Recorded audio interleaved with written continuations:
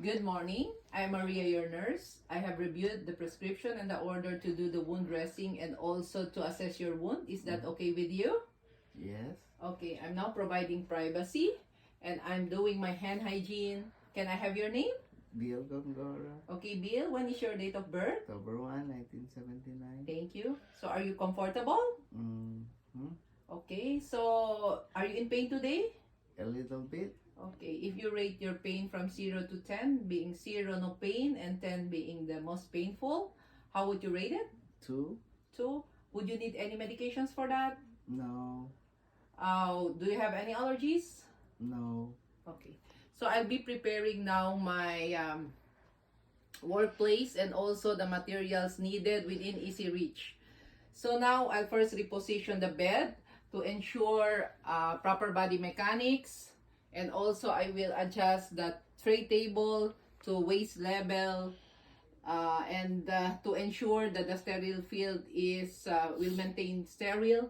And also I will ensure the comfortability and reposition the patient. Bill, can you move? Okay. Okay. And also I'll be ensuring privacy and also be doing my hand hygiene. Then I will open my tray aseptically. So I will open the tray away from me, observing the 1-inch margin.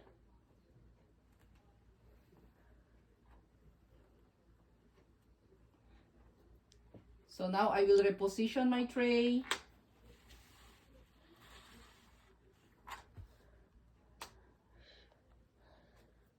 And also, I will be manipulating my supplies, adding in solution.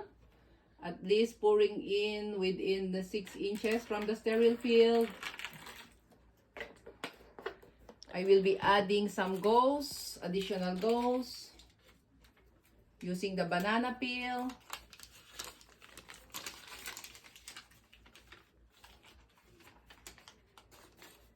I also have my Q-tips, using the banana peel. So I will also observe the 1-inch border and also I will observe the sterile triangle. So my patient, the garbage, and the tray. So now I'll be doing my hand washing and also putting in my gloves. This is a clean glove.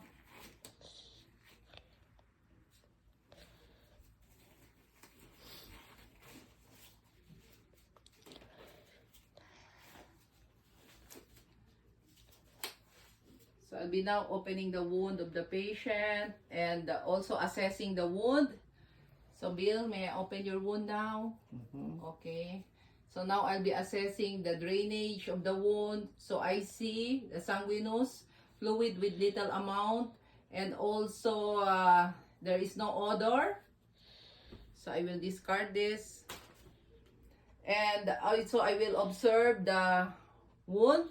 The wound's location is located 1 inch above the umbilicus. So this is an abdominal wound here. And also I will measure the wound using my Q-tip here.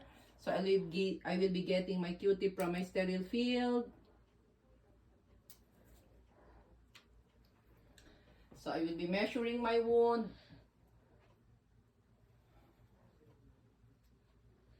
So the wound is approximately 9 centimeters.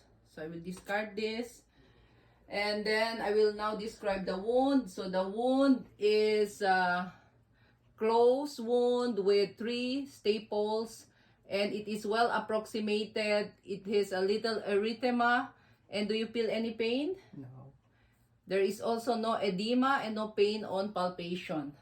So now I will be removing my gloves. I will discard. And also be doing my hand hygiene. So I will now get my sterile gloves. I have here my sterile gloves with me. Before I do my dressing change, putting in the new dressing.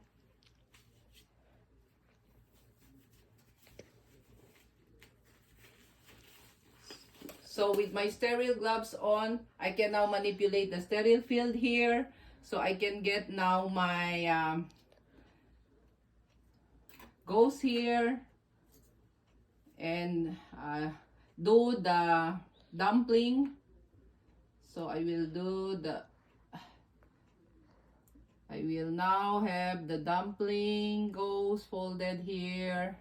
And now I'm ready to clean the wound from head to toe, top to bottom. So I will start from the area that is away from me, top to bottom. So discard. Then I will do again my dumpling.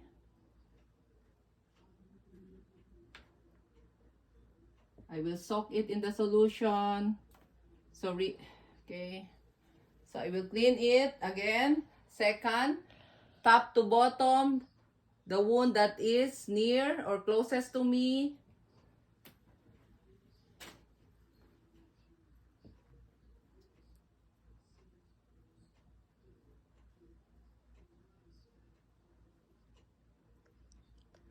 So I'm doing again one last for the midline here. So soaking again in the solution. Okay. So from top to bottom, midline again. One motion. Okay. Discard. Okay. So now I'm ready to pat dry the wound. So I get my dry gauze here.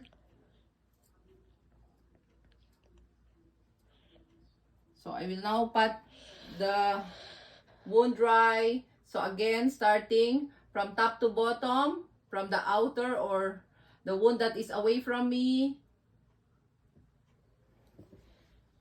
Discard.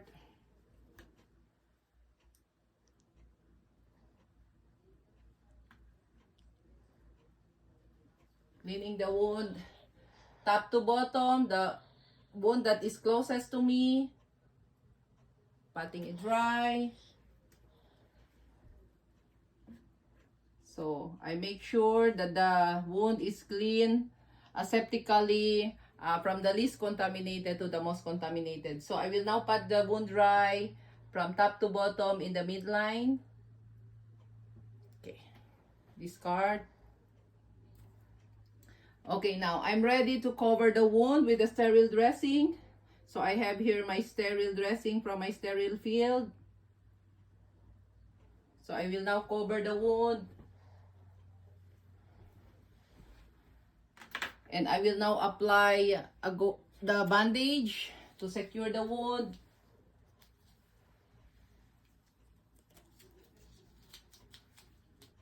So I will also put the date and the time in the wound here with my signature when the wound dressing change was made.